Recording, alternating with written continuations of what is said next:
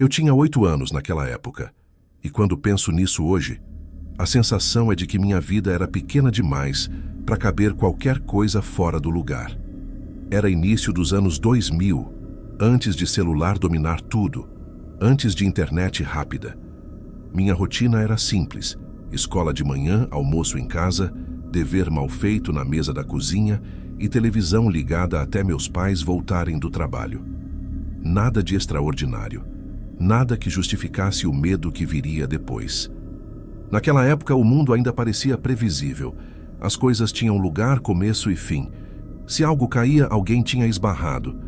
Se um barulho surgia à noite, era cano, vento ou gato no telhado.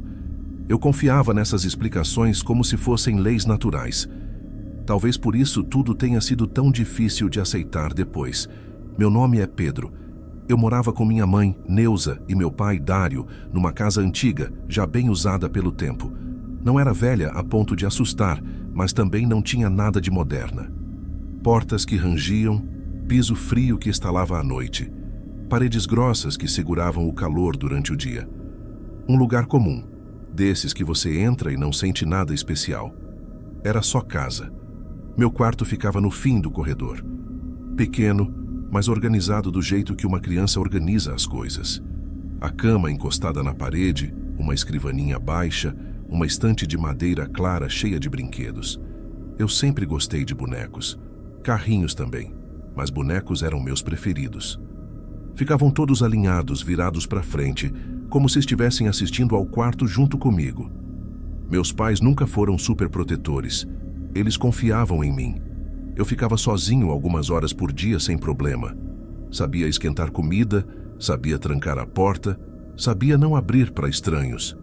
Aquela casa sempre me pareceu segura. Eu nunca tive medo de ficar ali sozinho. Nunca até então. Minha mãe era do tipo que acreditava em pressentimentos.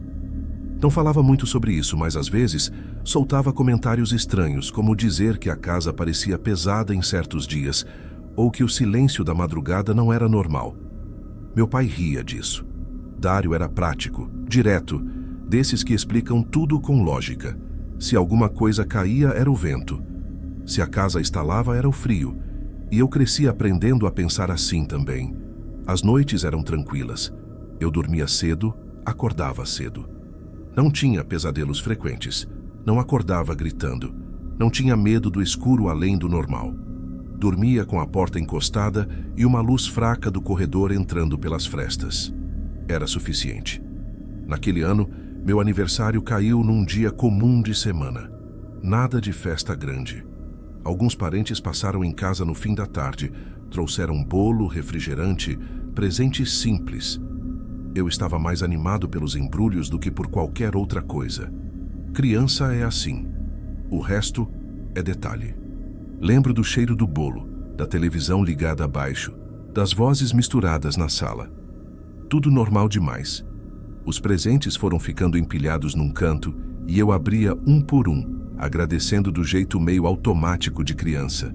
Meias, roupa, um jogo de tabuleiro, alguns brinquedos pequenos. Nada que ficasse gravado na memória. Teve um presente, porém, que me deixou desconfortável antes mesmo de abrir. Não sei explicar o motivo. Era maior que os outros, embrulhado num papel mais grosso, cores fortes demais. Fita bem apertada. Ele ficou ali no canto por um tempo, como se estivesse esperando a hora certa. Eu evitava olhar direto para ele. Sempre que meus olhos passavam rápido por aquele embrulho, sentia uma urgência estranha de olhar de novo, como se tivesse perdido algum detalhe importante, mas não olhava. Intuitivamente, eu sabia que não queria confirmar o que quer que fosse. Quando chegou minha vez de abrir aquele, todo mundo ficou olhando. Eu sentei no chão, puxei a fita devagar. O papel rasgou fazendo um barulho seco. Foi aí que eu vi o cabelo ruivo artificial, o tecido colorido, os olhos claros demais para um brinquedo. Era um boneco do Chuck. Na hora ninguém percebeu meu desconforto. Alguns riram, acharam engraçado. Meu pai comentou algo sobre eu criar coragem. Minha mãe olhou para mim por alguns segundos a mais do que o normal, como se estivesse tentando entender minha reação. Eu não chorei. Não fiz escândalo. Só fiquei quieto demais. Eu já tinha visto aquele boneco antes. Não pessoalmente, mas na televisão. Um daqueles filmes que passam tarde da noite e que a gente assiste escondido, com o volume baixo, mesmo sabendo que não devia. Eu era novo demais para aquilo, e talvez por isso a sensação tivesse ficado tão forte. Não era medo simples. Era uma coisa mais funda, difícil de explicar. Eu lembrava da sensação ruim que o filme tinha me causado. Não era medo simples. Era uma coisa mais funda, difícil de explicar. Ver aquilo agora, em tamanho quase real, dentro da minha casa, me deu um nó no estômago. Mesmo assim, ninguém ia jogar o presente fora. Depois que os parentes foram embora, minha mãe perguntou onde eu queria colocar o boneco. Eu dei de ombros. Ela sugeriu a estante do quarto junto com os outros. Eu concordei porque não sabia dizer não. Ela colocou o boneco sentado, encostado na parede entre dois brinquedos antigos. Ajustou a posição com cuidado, como se estivesse lidando com algo frágil. Disse boa noite, apagou a luz e saiu. Naquela primeira noite, eu demorei mais do que o normal para dormir. Fiquei olhando para o teto, ouvindo os sons da casa se ajeitando, o vento batendo leve nas janelas, o relógio da cozinha marcando o tempo lá longe. Eu evitava virar o rosto para a estante. Quando finalmente fechei os olhos, pensei que estava exagerando, que era só um boneco, que no dia seguinte eu ia rir disso tudo. Eu ainda não sabia, mas aquela noite era o começo de uma mudança lenta, quase imperceptível. Nada assustador de imediato. Nada que pudesse ser apontado como errado. Só a sensação incômoda de que alguma coisa tinha entrado na minha rotina sem ser convidada. E que não pretendia sair tão cedo. Nos dias que vieram depois do meu aniversário, a vida seguiu quase igual. Escola, lição, televisão, jantar. Se alguém observasse de fora, não veria nada de diferente. O problema é que, por dentro, alguma coisa já tinha saído do lugar. Eu comecei a prestar atenção demais em coisas que antes passavam despercebidas. Sons, sombras, pequenos detalhes que não pareciam se encaixar direito. O boneco ficou no meu quarto. Ninguém tocou mais no assunto.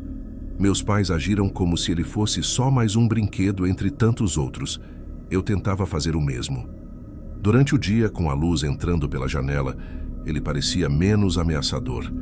Ainda me incomodava, mas eu conseguia ignorar. A noite era diferente. Eu deitava tentando não olhar para a estante, mas bastava apagar a luz para minha atenção ser puxada para aquele canto do quarto. Não era que eu visse algo se mexer. Era pior. Era a sensação constante de estar sendo observado. Não era como se alguém estivesse me encarando de um ponto fixo. Era pior do que isso. A sensação vinha de todos os lados ao mesmo tempo, como se o quarto inteiro tivesse atenção demais em mim. Como se eu fosse o único objeto fora do lugar. Como quando alguém te encara pelas costas e você sente antes de virar. Teve uma noite em que acordei sem motivo. Nenhum barulho, nenhum sonho ruim. Só abri os olhos. O quarto estava silencioso demais. A luz do corredor não estava acesa, o que era estranho, porque minha mãe sempre deixava ligada. O escuro parecia mais pesado. Fiquei alguns segundos tentando entender por que meu coração estava acelerado. Foi quando percebi que meus olhos estavam fixos na estante. O boneco estava lá, na mesma posição. Mesmo assim, alguma coisa parecia diferente. A sombra do rosto estava projetada de outro jeito na parede, como se a cabeça estivesse levemente virada. Eu pisquei várias vezes. Cheguei a esfregar os olhos. Quando olhei de novo, tudo parecia normal. Aquilo deveria ter me tranquilizado, mas fez o efeito contrário. Voltei a deitar de lado, puxei o cobertor até o pescoço e fiquei imóvel até o sono voltar. Comecei a dormir mal. Acordava cansado e irritado. Minha mãe percebeu. Perguntava se eu estava doente, se tinha algo me preocupando na escola. Eu dizia que não. Não queria parecer bobo reclamando de um brinquedo. Minha mãe, por outro lado, também não parecia bem. Ela andava distraída. Esquecia coisas simples.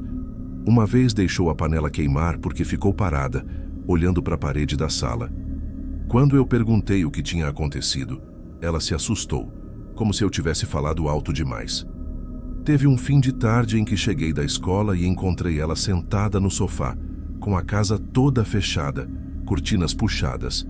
Ainda estava claro lá fora. Perguntei se estava tudo bem.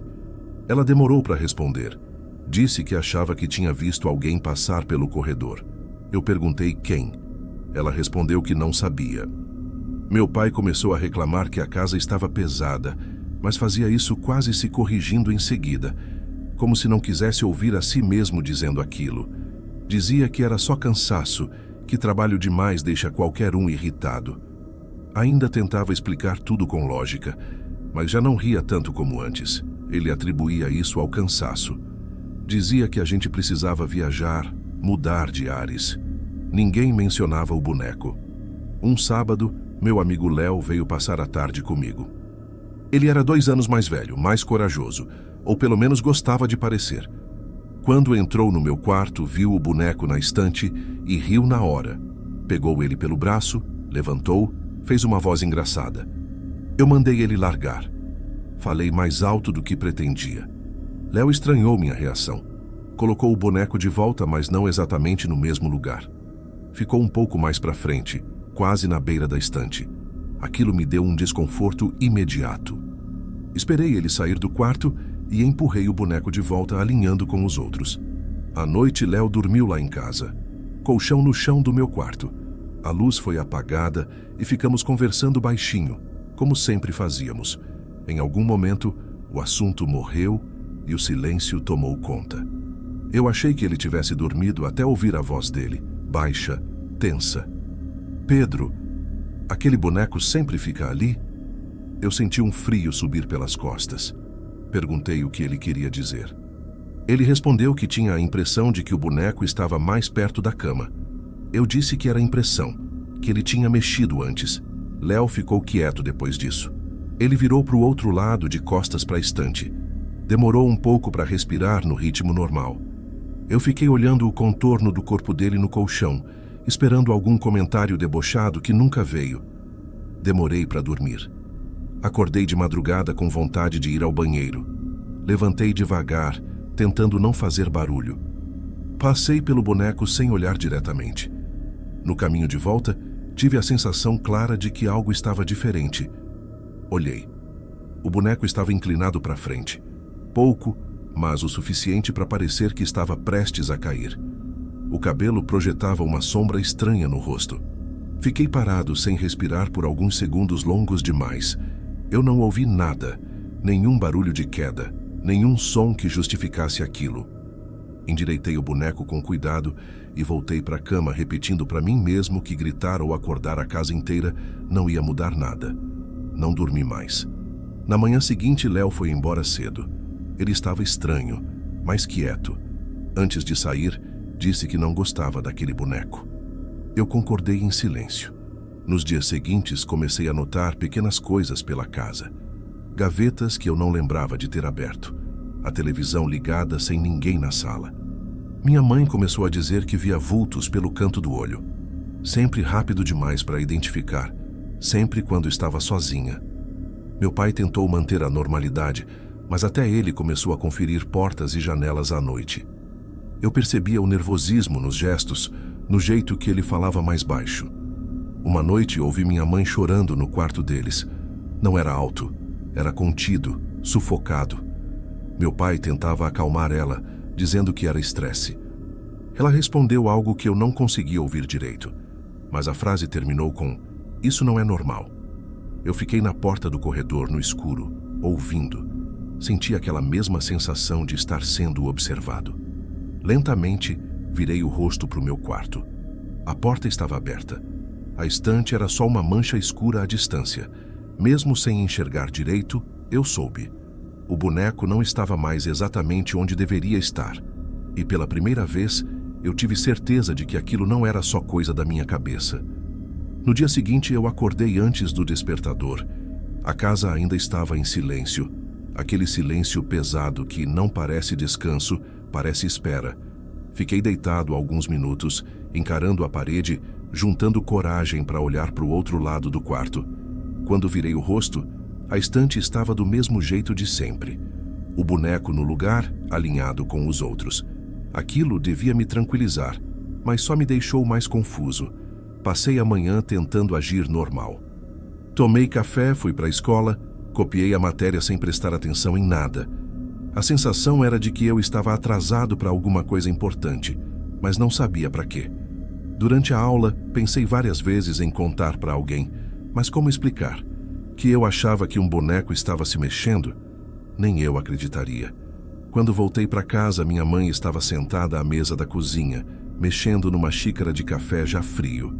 Ela perguntou como tinha sido a escola e nem esperou a resposta.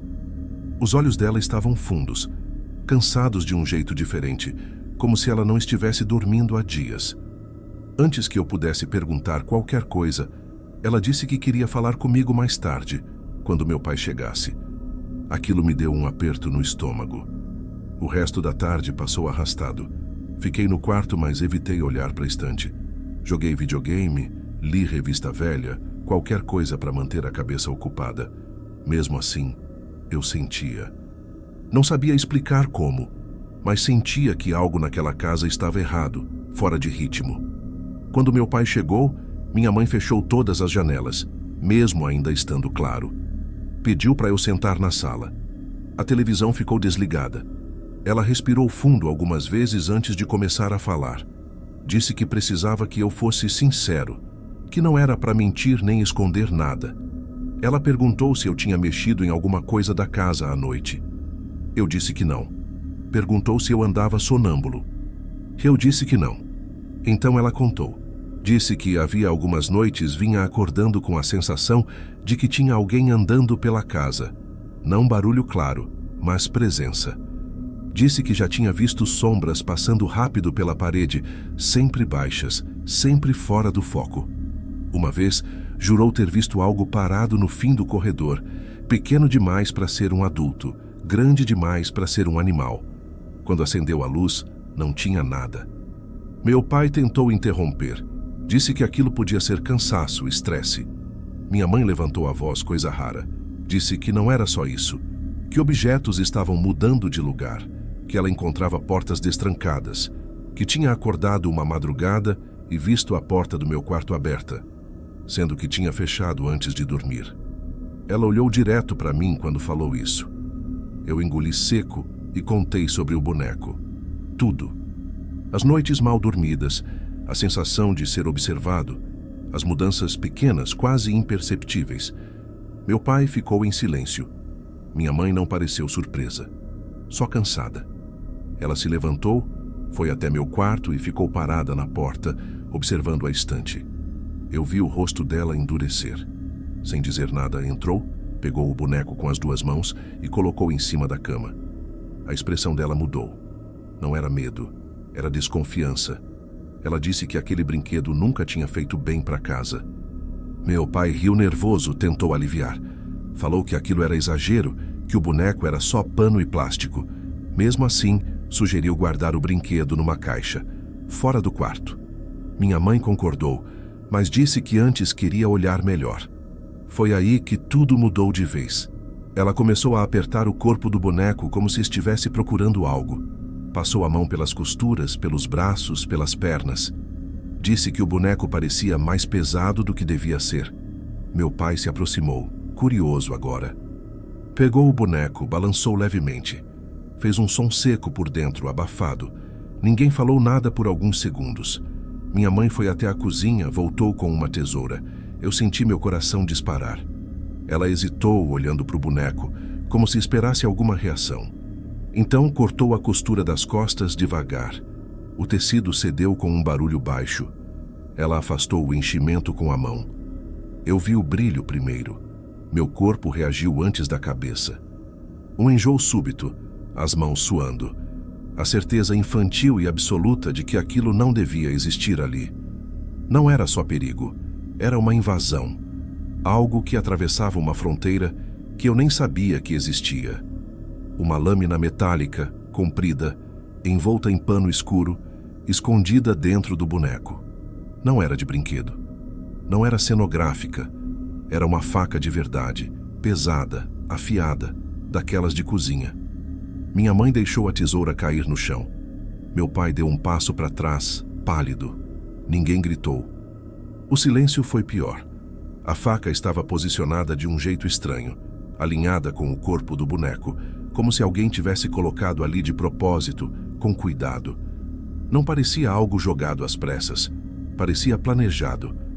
Meu pai foi o primeiro a reagir. Pegou a faca com um pano como se tivesse medo de tocar direto. Disse que aquilo era brincadeira de mau gosto, que alguém tinha feito aquilo para assustar. Minha mãe não respondeu.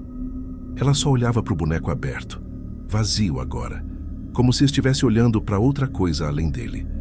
Ela perguntou quem tinha dado aquele presente. Ninguém soube responder. Meu pai chegou a falar em polícia naquela hora. Disse isso mais de uma vez, andando de um lado para o outro. Mas nenhuma de nós conseguia imaginar como explicar aquilo sem parecer loucura. Um presente sem remetente, uma faca escondida num boneco, nenhum sinal de invasão. No fim, o medo falou mais alto do que a razão. Tentamos lembrar dos parentes, dos amigos, mas ninguém assumiu. Não tinha cartão, não tinha lembrança clara. Aquilo por si só já era errado. Meu pai colocou o boneco e a faca numa caixa e levou para o depósito no fundo da casa. Disse que no dia seguinte ia jogar tudo fora. Minha mãe insistiu para que ele se livrasse daquilo imediatamente, mas já estava escuro. Ele prometeu resolver cedo. Naquela noite, ninguém dormiu direito. Eu fiquei no meu quarto, agora sem o boneco, mas a sensação não foi de alívio. Pelo contrário, parecia que a ausência dele deixava um espaço aberto demais, um vazio estranho, como se algo tivesse sido tirado do lugar errado. De madrugada, acordei com um barulho vindo do quintal. Um som seco, como algo sendo arrastado. Fiquei parado, escutando. Não ouvi passos, nem vozes. Só aquele som breve, que parou tão rápido quanto começou. No dia seguinte, meu pai foi ao depósito. A caixa estava aberta. O boneco não estava lá. E a faca também não. Eu pensei de um jeito quase automático que aquilo ainda não tinha acabado. Não como medo, mas como constatação. Como saber que uma tempestade só fez silêncio porque está mudando de direção. Quando meu pai entrou em casa com o rosto pálido, segurando a caixa vazia, eu soube que alguma coisa tinha terminado e outra, muito pior, tinha começado. Ele não falou nada no começo. Só colocou a caixa em cima da mesa e sentou como se as pernas não aguentassem mais. Minha mãe entendeu na hora. Perguntou onde estavam as coisas. Ele balançou a cabeça devagar. Não estavam. A tampa da caixa tinha sido aberta com cuidado. Não rasgada, não forçada. O boneco e a faca simplesmente não estavam mais ali. Nenhum sinal de arrombamento no depósito. Cadeado intacto. Meu pai começou a falar rápido, tentando explicar, dizendo que devia ter se confundido, que talvez tivesse colocado em outro lugar. Mas a voz dele tremia. Ele não acreditava no que estava dizendo. Minha mãe mandou eu ir para o quarto e fechar a porta. Eu obedeci, mas não consegui ficar lá. Fiquei sentado na cama, ouvindo eles discutirem em voz baixa. Palavras soltas chegavam até mim. Polícia, vizinhos, alguém entrou? Isso não faz sentido. Meu estômago doía. Eu sabia que aquilo não ia acabar com uma explicação simples. Naquela tarde, meu pai saiu para resolver coisas na rua. Disse que ia falar com algumas pessoas, tentar entender se alguém tinha visto algo estranho. Minha mãe ficou em casa comigo.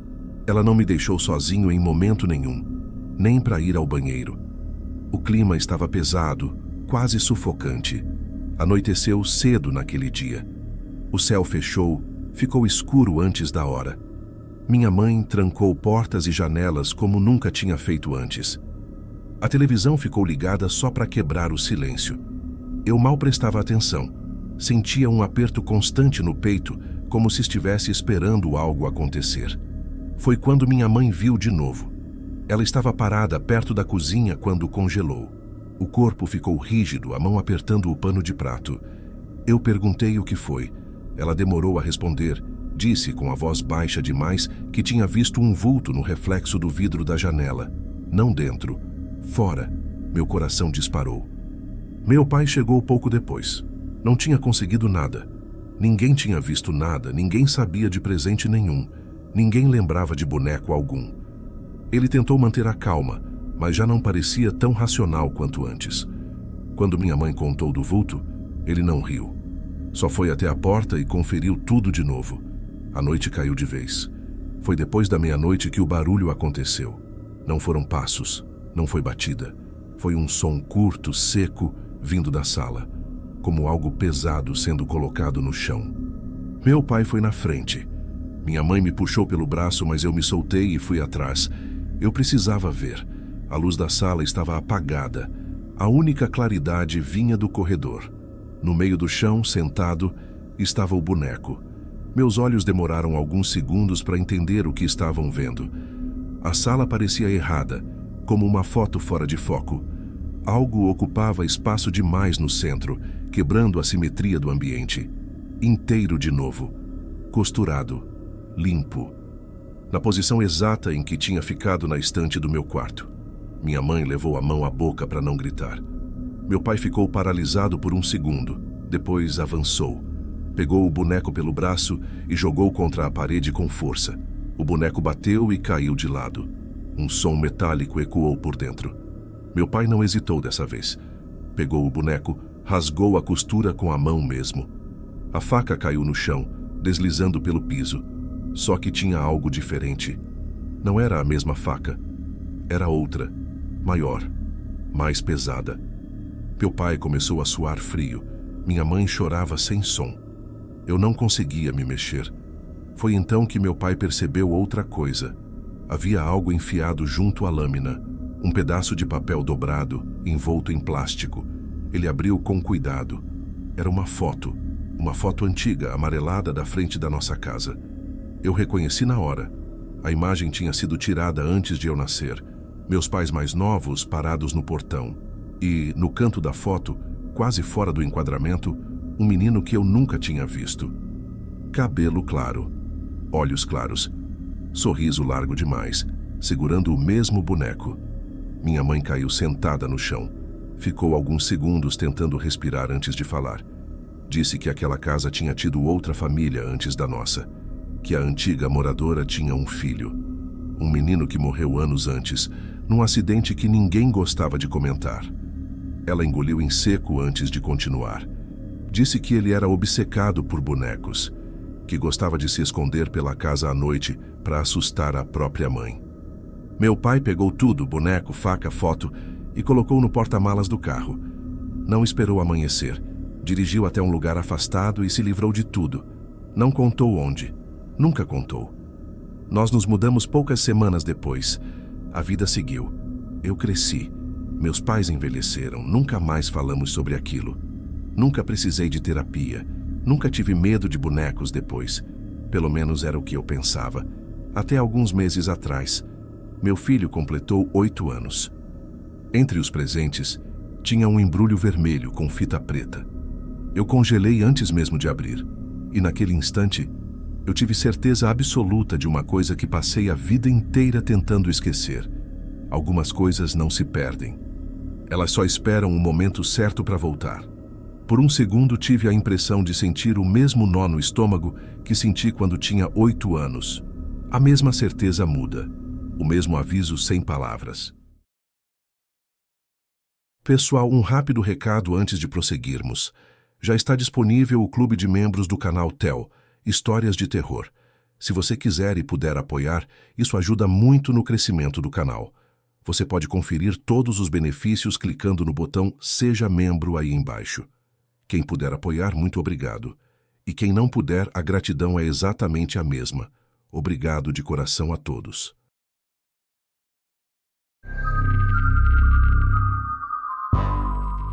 O ano era 2015. Eu tinha 34 anos naquela época e levava uma vida que dava para chamar de comum, sem grandes surpresas. Trabalhava num centro de distribuição na região metropolitana, puxando turno cedo, lidando com carga, nota fiscal e barulho de empilhadeira o dia inteiro. Não era o tipo de trabalho que você leva para casa na cabeça, e talvez por isso eu nunca tenha sido muito de pensar demais nas coisas. Sempre fui prático. Se algo não tinha explicação imediata, eu deixava de lado. Morava com a Raimunda, minha esposa, e com nosso filho Nico, que tinha 5 anos.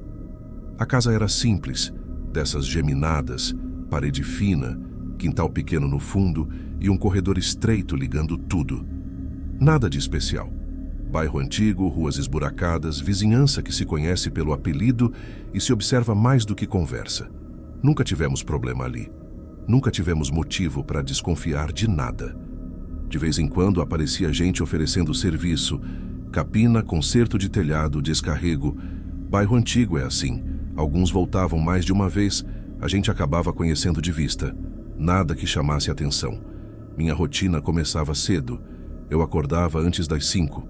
Tomava café preto forte quase sempre em silêncio e saía enquanto ainda estava escuro. Raimunda ficava em casa. Ela fazia uns trabalhos de costura para fora, cuidava do Nico, resolvia as coisas do dia. Nosso filho não dava trabalho. Era um menino quieto, mais calado que o normal. Não fazia birra, não chorava à toa, não corria pela casa gritando. Passava muito tempo sozinho, montando coisas, alinhando brinquedos, observando. A professora dizia que ele era atento demais para a idade, que percebia detalhes que outras crianças ignoravam. Eu achava isso exagero. Criança quieta sempre vira inteligente aos olhos dos adultos. Para mim, ele só era diferente do que eu fui. Eu era bagunceiro, ele não. Com o tempo, percebi que essa atenção não vinha acompanhada de entendimento. O Nico não explicava ideias, ele repetia frases. Às vezes, longas demais, certinhas demais, como se alguém tivesse falado aquilo por perto, e ele só tivesse guardado o som, não o sentido. Era como ouvir uma gravação saindo da boca de uma criança. À noite, a gente jantava junto quase sempre. Nada elaborado. Arroz, feijão, alguma mistura. A televisão ligada mais como barulho de fundo. Conversa pouca. Eu nunca fui de falar muito depois do trabalho, e a Raimunda respeitava isso. Nico comia em silêncio, ouvindo mais do que falando. Eu não via problema nisso.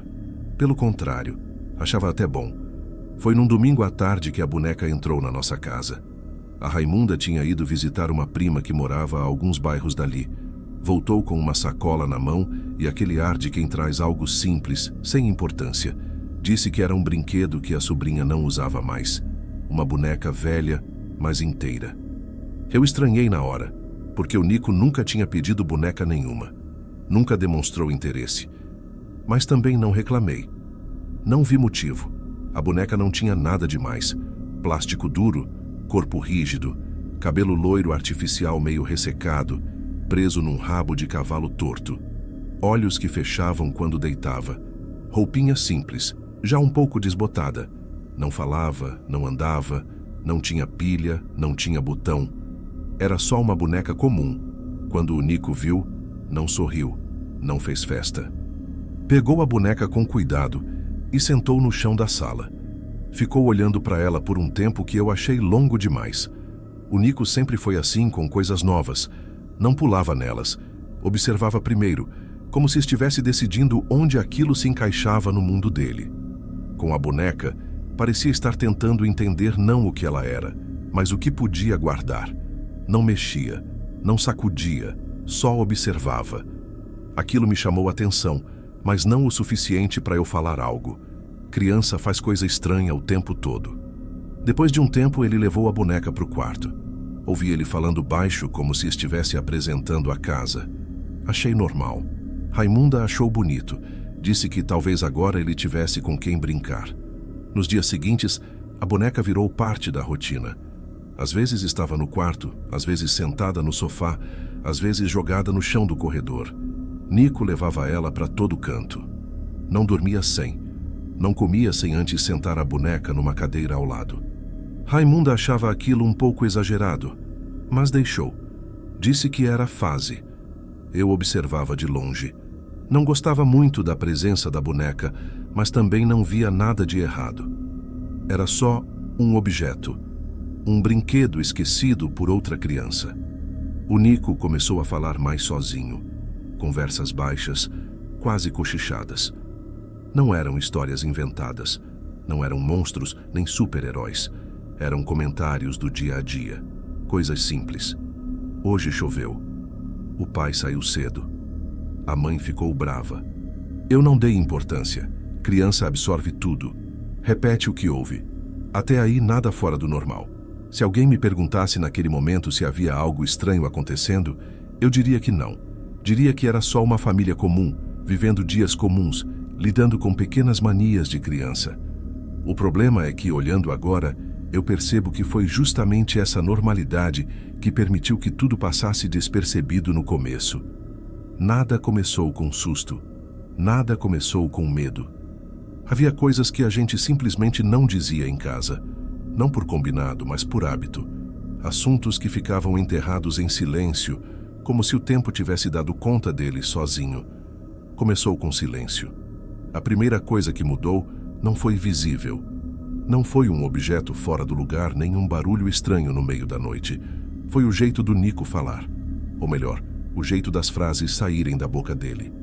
Até então, quando ele brincava sozinho, eu ouvia aquelas falas soltas, comentários simples sobre o dia, coisas que qualquer criança repetiria sem pensar. Mas depois de algumas semanas com a boneca, o tom começou a mudar. As frases ficaram mais específicas, mais direcionadas. Não era o conteúdo isolado que chamava a atenção. Era a forma. As frases não vinham tortas, não vinham com erro de criança. Saíam prontas, com começo, meio e fim. Como se ele não estivesse inventando, só entregando. Numa noite de terça-feira, cheguei do trabalho mais cansado do que o normal. Tinha chovido o dia inteiro, trânsito ruim, chefe reclamando. Jantei em silêncio e me joguei no sofá para assistir televisão. Raimunda estava na cozinha, lavando a louça. Nico tinha ido para o quarto brincar, como sempre. A casa estava tranquila. Só o som da água na pia e a televisão falando sozinha. Até que ouvi a voz do Nico, baixa, vinda do quarto.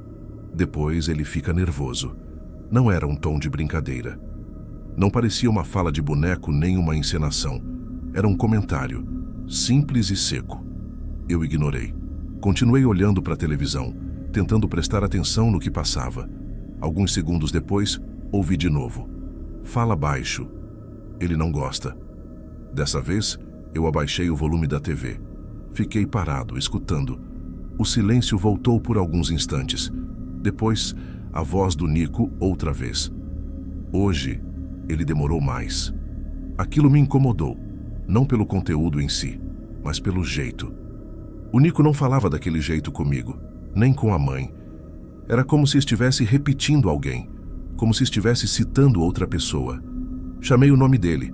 Ele respondeu na hora, com a voz normal de criança, perguntando o que foi. Fui até o quarto. Nico estava sentado no chão com a boneca de frente para ele. Segurava ela pelos braços, fazendo pequenos movimentos, como se estivesse conversando. Quando me viu, não se assustou, não ficou nervoso. Só me olhou, tranquilo. Perguntei com quem ele estava falando. Ele respondeu sem pensar muito. Com ela. Perguntei o que ela tinha falado. Ele deu de ombros. Ela fala o que a gente fala. Aquilo ficou martelando na minha cabeça. Voltei para a sala, tentando racionalizar. Criança repete conversa de adulto. Boneca vira um jeito de externalizar isso. Nada demais. Raimunda, quando comentei, riu e disse que eu estava implicando à toa, que o Nico sempre foi observador, que devia ter ouvido alguma conversa nossa e misturado as coisas. Eu tentei concordar. Não queria criar problema onde não tinha, mas a partir daquele dia, comecei a prestar mais atenção. Passei a reparar nos horários em que o Nico falava sozinho, no tipo de frase, no tom, e foi aí que percebi que ele não falava aquilo perto da gente, sempre quando achava que estava sozinho, sempre em voz baixa, como se estivesse respondendo a alguém. Teve uma coisa que comecei a notar, mas que na época não liguei aos comentários do Nico. Às vezes ele repetia frases que não tinham sido ditas por mim nem pela Raimunda. Não eram coisas de televisão.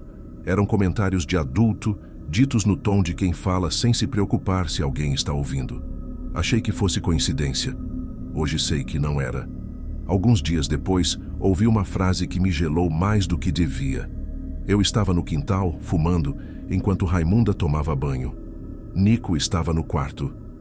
Ouvi ele dizer bem claramente: "O pai não gosta quando fala do Alberto." Eu quase deixei o cigarro cair. O Alberto não era alguém distante. Circulava pelo mesmo bairro, frequentava os mesmos lugares, aparecia nos mesmos horários. Não era amigo próximo, mas também não era estranho. Do tipo de pessoa que você reconhece de vista, sabe onde trabalha, sabe mais ou menos com quem anda, mas nunca senta para conversar de verdade. A gente lidava com ele em situações práticas. Pedido pequeno, favor rápido, conversa curta. Nada que criasse vínculo, nada que justificasse proximidade. Justamente por isso, parecia seguro manter tudo nesse nível. Alberto não era um nome comum na nossa casa. Não era parente próximo do Nico. Não era alguém que a gente mencionava em conversa. Era um nome antigo, enterrado, evitado mais por costume do que por regra. Tem nomes que não precisam ser proibidos. Eles simplesmente param de existir dentro da casa. Não aparecem em conversa. Não aparecem em memória compartilhada. A gente aprende a desviar deles como desvia de um buraco na rua que já conhece. Eu tinha certeza de que nunca tinha falado daquele nome perto do meu filho. Entrei no quarto na mesma hora. Nico estava deitado na cama, a boneca ao lado. Perguntei o que ele tinha falado. Ele repetiu a frase do mesmo jeito, sem mudar uma palavra. Perguntei de onde ele conhecia aquele nome. Ele respondeu: "Ela falou." Quando eu perguntava quem tinha dito aquilo, ele apontava para a boneca sem hesitar. Não porque acreditasse que ela falava, mas porque era ali que ele estava olhando quando ouviu. Para ele, as coisas vinham juntas. Apontei para a boneca e perguntei quando. Ele disse que foi agora há pouco, e que a boneca lembrava das coisas sozinha. Raimunda entrou no quarto logo depois. Quando ouviu o nome, o sorriso dela sumiu na hora. Tentou disfarçar, segundo ele. O Nico devia ter ouvido na televisão ou na rua. Mas eu conhecia minha esposa. Aquilo tinha mexido com ela. A Raimunda sempre lidou com culpa se fechando. Quando algo a atingia, ela ficava menor, mais contida, como quem tenta ocupar menos espaço, para não ser vista pelo próprio pensamento. Aquela noite foi a primeira vez que vi isso voltar com força. Naquela noite, quase não dormi. Fiquei pensando em todas as possibilidades, em como o Nico poderia ter ouvido aquele nome, em alguma conversa antiga, em alguém da família comentando. Em coincidência, em erro meu, em exagero. Nos dias seguintes, as frases continuaram. Não eram constantes, não eram repetitivas. Apareciam do nada, como se alguém estivesse testando até onde podia ir sem chamar atenção demais. Isso não conta para a mãe. Ela fica triste quando lembra. O pai finge que esqueceu. Nada disso vinha acompanhado de choro, risada ou dramatização. Era sempre no mesmo tom neutro, como se fosse alguém narrando fatos, não sentimentos. Eu comecei a sentir um desconforto que não sabia explicar. Não era medo ainda, era desconfiança. A sensação de que havia algo acontecendo fora do meu alcance, dentro da minha própria casa, usando meu próprio filho como meio. A boneca em si não fazia nada. Ficava ali, imóvel, muda. Mas sempre que eu pensava em tirar ela do quarto, algo me travava. Um receio estranho, como se isso fosse piorar a situação. Como se eu precisasse entender antes de agir. Raimunda sugeriu doar a boneca. Depois voltou atrás. Disse que o Nico ficaria triste e que talvez fosse só uma fase. Eu concordei em esperar, em observar mais, em não precipitar nada. Mas no fundo, eu já sabia que aquela estranheza não ia parar ali, porque as frases não vinham do passado distante ainda. Elas estavam chegando cada vez mais perto de coisas que ninguém, além de nós dois, deveria lembrar. Já não era mais questão de se algo ia acontecer, mas de quando. A casa estava carregada de coisas não ditas, e eu sentia que qualquer palavra fora do lugar podia fazer tudo desabar. A quinta-feira só foi o momento em que parou de dar para fingir. A noite em que tudo passou de estranho para insuportável foi numa quinta-feira daquelas abafadas mesmo sem sol. Lembro porque eu tinha acordado cansado, trabalhei o turno inteiro com dor nas costas e ainda voltei para casa com dor de cabeça. Nada parecia fora do lugar quando cheguei. Raimunda estava calada demais. Nico no quarto, porta quase fechada. Jantamos sem conversa. Nico comeu rápido e pediu para ir para o quarto. Raimunda deixou. Eu fiquei na mesa um tempo, empurrando o prato, tentando decidir se aquilo tudo estava só na minha cabeça ou não. Desde a história do nome do Alberto, a casa parecia menor, como se as paredes estivessem ouvindo. Foi por volta das 10 da noite que ouvi a voz do Nico de novo. Não era cochicho, não era brincadeira, era uma fala clara, pausada. Não foi para matar, mas morreu. Eu senti o estômago revirar. Levantei da cadeira devagar, sem fazer barulho. Fui até o corredor e parei antes da porta do quarto. Ela estava encostada. Pela fresta, vi o Nico sentado na cama, a boneca apoiada no travesseiro, virada para ele. Ele falava olhando direto para ela, como se estivesse ouvindo resposta. Ele empurrou porque ficou nervoso. Depois todo mundo ficou quieto. Cada frase vinha separada da outra, com pequenos intervalos, como se ele estivesse escutando algo e só repetindo. Eu empurrei a porta de uma vez. Nico virou o rosto para mim, sem susto nenhum. Não parecia com medo, não parecia culpado, parecia cansado. Perguntei o que ele estava dizendo. Ele respondeu com naturalidade demais. A boneca tá contando. Raimunda apareceu atrás de mim. Ela também ouviu. Eu vi na cara dela que não dava mais para fingir. Perguntei o que a boneca estava contando. Nico respirou fundo, como se estivesse tentando lembrar de algo difícil, e começou. Falou da discussão. Falou foi perto da chuva começar. Falou do barulho de metal batendo. Falou de alguém caindo no chão e ficando quieto. Falou do medo depois, do silêncio, da pressa. Quando ele disse que jogaram terra por cima, a Raimunda sentou na beira da cama e começou a chorar em silêncio. Eu senti um frio subir pelas costas. Aquilo não era imaginação. Não era frase solta. Não era repetição de conversa recente. Nico estava descrevendo algo que aconteceu antes mesmo de ele nascer. Algo que nunca foi contado em voz alta. Algo que a gente se esforçou para esquecer. Eu mandei o Nico parar. A voz saiu mais alta do que eu queria. Ele se calou na hora. Ficou olhando para a boneca. Perguntei quem estava falando aquilo para ele. Perguntei onde ele tinha ouvido. Perguntei quando. Ele respondeu só uma coisa. Ela lembra porque alguém contou perto dela. Essa frase foi como um soco. Por alguns segundos a ideia mais fácil quase venceu. A de que havia algo errado com aquele objeto. Mas eu sabia que isso era mentira. Coisas não lembram. Pessoas lembram. E pessoas falam demais quando acham que não estão sendo ouvidas. Perguntei como assim. Ele explicou do jeito dele, sem metáfora nenhuma. Disse que a boneca fica parada e que as pessoas falam achando que ela não escuta. Que ele escuta também, mas a boneca fica com a culpa depois. A boneca não lembrava de nada, mas alguém tinha falado. Alguém tinha usado aquele objeto idiota como desculpa para enfiar aquelas informações na cabeça do meu filho. Alguém que estava perto demais, tempo demais. Naquela noite, o Nico dormiu no nosso quarto.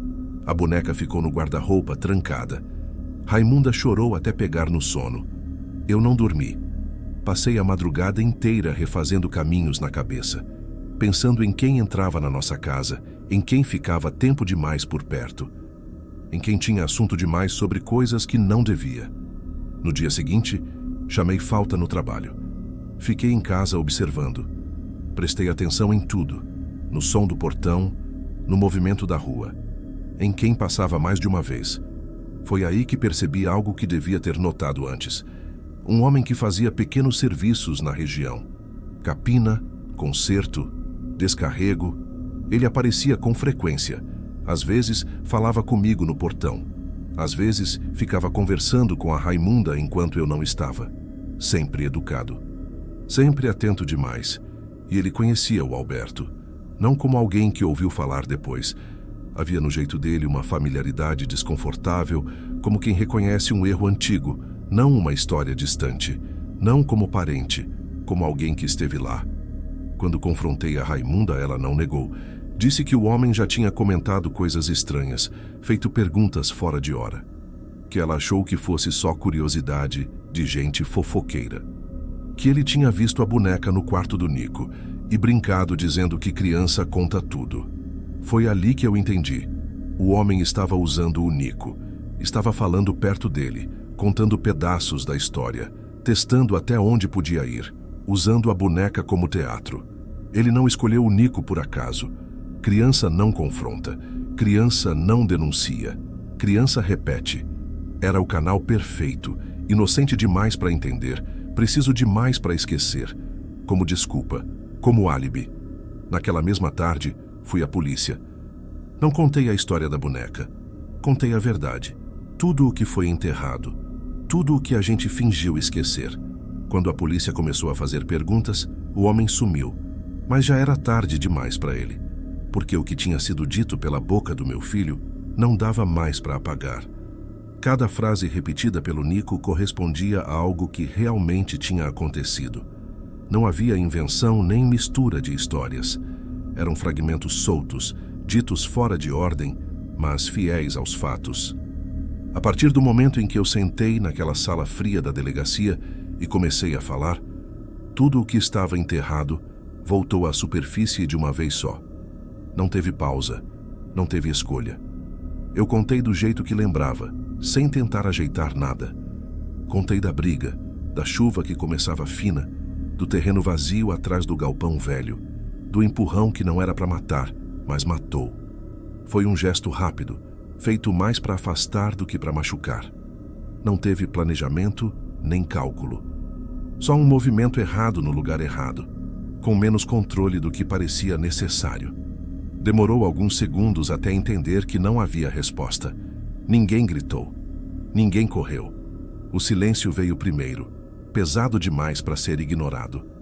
Contei do silêncio que veio depois, do acordo mudo, do medo de chamar ajuda, do tempo passando até virar costume não falar mais nisso. O terreno atrás do galpão velho já era conhecido por ficar vazio. Não tinha movimento à noite, não tinha iluminação, não tinha vigilância. Era um daqueles lugares que todo mundo sabe que existem, mas ninguém usa para nada. Raimunda confirmou tudo quando foi chamada. Não tentou se esconder. Estava cansada demais para isso. O nome do Alberto saiu da boca dela como algo pesado, mas necessário. A polícia ouviu em silêncio. Não reagiram como eu esperava. Não teve espanto, nem julgamento imediato. Teve atenção. E isso foi o que mais me deu medo. No começo eles trataram como mais um caso mal contado, desses cheios de lacuna. Pediram datas, perguntaram por que nunca falamos antes, testaram contradições. Eu não os culpo. Se fosse comigo, também duvidaria. Não foi um segredo perfeito. Houve gente por perto naquele dia. Gente que viu demais, ouviu demais, entendeu demais. Nem todo mundo foi embora sem notar que algo tinha dado errado. O homem que eu tinha identificado, o prestador de serviço que rondava a rua fazia meses, foi localizado poucos dias depois, escondido na casa de um parente em outro bairro. Quando foi interrogado, não negou. Disse que sabia da história havia anos, que esteve perto naquele dia, mas que nunca teve coragem de denunciar. Segundo ele, quando reconheceu a Raimunda anos depois, morando ali, com filho pequeno, algo dentro dele resolveu cobrar. Disse que quando reconheceu a Raimunda anos depois, morando ali, com filho pequeno, algo dentro dele resolveu cobrar, não por justiça, mas por alívio. Ele não queria reparar nada, só queria parar de carregar aquilo sozinho. Ele não precisou de ameaça nem violência, só paciência. Ficava perto da casa, puxava a conversa, comentava frases soltas perto do Nico, falava baixo, repetia nomes, sabia que criança guarda tudo. A boneca foi só o empurrão final. Um objeto qualquer onde ele podia apontar a culpa depois. Um teatro simples para um plano cruel. Ele nunca contou a história inteira de uma vez. Preferia soltar pedaços, testar reações, observar o efeito. Não queria confronto direto nem denúncia imediata. Queria que as coisas se encaixassem sozinhas, até não dar mais para fingir que era coincidência. Quando ouvi isso, senti nojo. Não só dele, mas de mim mesmo. Porque funcionou. Funcionou porque havia culpa. Funcionou porque havia verdade escondida. A investigação seguiu rápido depois disso. O local foi revirado.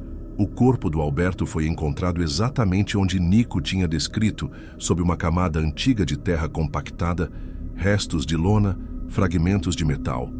Não sobrou dúvida, tudo bateu, fomos julgados meses depois. Não vou entrar em detalhes do processo, não importa. O que importa é que a história teve um fim oficial. Teve papel assinado, teve sentença, teve consequência. Nico começou terapia logo em seguida. No começo ele ainda mencionava a boneca. Dizia que ela ficou quieta. Depois, parou de falar nela. Com o tempo, as lembranças foram ficando confusas para ele. Hoje, ele lembra mais do clima pesado daquele período do que das frases em si. Os profissionais disseram que a mente dele juntou coisas que ouviu, sem entender, e criou uma lógica própria. Nada além disso. A boneca foi descartada, não quebrada, não escondida, não jogada fora às pressas.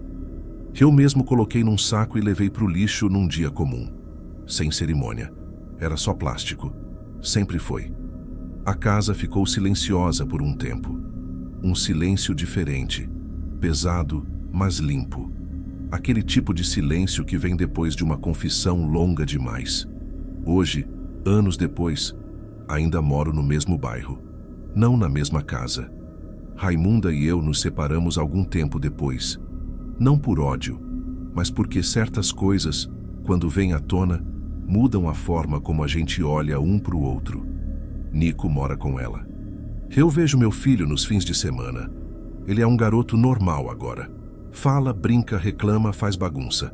Não é mais o menino quieto que observa tudo. Às vezes, quando fico sozinho, penso em como tudo começou com algo tão pequeno.